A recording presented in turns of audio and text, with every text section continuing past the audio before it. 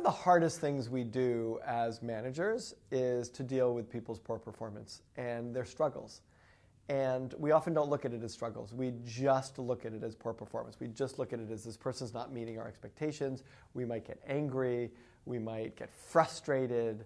We might throw our hands up. And none of those are particularly effective ways of responding, and we probably know that at the time, but that's our natural reaction. So like I say a lot, the first challenge is to feel whatever you're feeling and not bleed it out on everybody else. So if you're frustrated, if you're angry, if you're annoyed, that's your issue. And rather than bleed it on them, you want to stop and you want to let it inform you. That's data. If I'm angry at the performance of someone else, that's data that tells me I need to have a conversation with them. But how I have that conversation, what I do in response to their struggle and failure, should come much more from a place of helping them perform.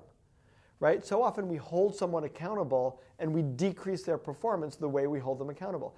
Our goal is to increase their performance, unless we're just going to fire them and then it doesn't really matter. So what we want to do is we want to increase their performance. And the way you do that is by asking the question first, what's going to increase their performance?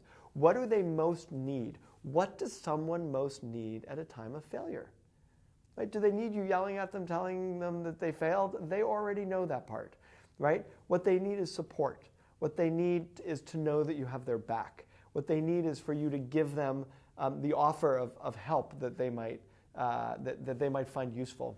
So the first thing that I think you do with someone who's failing or struggling is to talk to them and to listen to them and to find out what's going on and to empathize with them and to share with them, I know this doesn't feel good to you. I know you want to be performing better than you're performing. And I know this is a real challenge and it hurts. I get it. How can I be helpful? Like, what can I do? Like, do you need feedback? Do you need, like, what do you need that will support your continued performance? That's what I care about. Like, what's done is done. Now let's talk about what we can do to improve it. You tell me. And what you do is you shift ownership from you to them, and you let them say, this is what I need. And you immediately collaborate with them. You're not telling them what to do. You're not twisting their arm. You're not shaming them. You're collaborating with them to improve their performance. And you do that by asking what they need and by offering the kind of support that will actually translate into their acting differently in the future.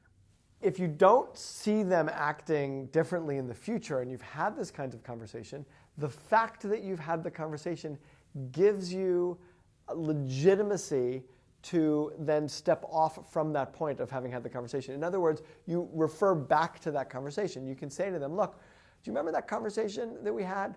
You know, it hasn't actually translated into better performance. Let's look at what else needs to happen, right? You keep the conversation going with them. If they fail and fail and fail and fail again, at a certain point, they may not be a right fit for the role you have them in, and then you have to let them go. But to figure that out, you've got to rule out the other elements, and you do that in conversation with them so that they have ownership. At a certain point, it may not work, and you certainly shouldn't try the same things over and over and over again.